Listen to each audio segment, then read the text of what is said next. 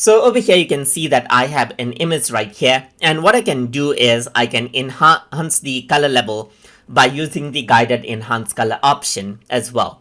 So to do that, I'm going to go around onto the guided tab right here, and once I go around over here, I can go around onto the color tab, and over here you can see enhance color is an option. So if I were to go around and click right here, then I get the option to auto fix out, so that you can see that enhanced color gets applied, but not much change is seen right here.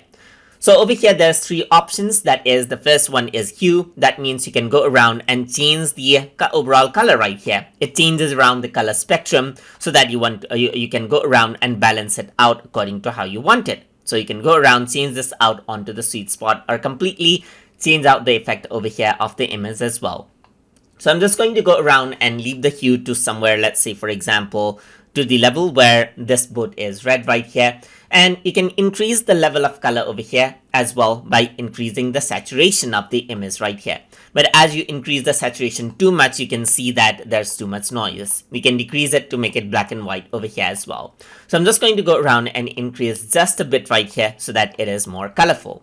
And apart from that, you can work around with the lightness right here, which is the brightness of the image, as you can see. So you can make it a bit dark or bright according to how you want it. So you don't want to go overboard right here. So you can increase the lightness and increase the saturation a bit right here.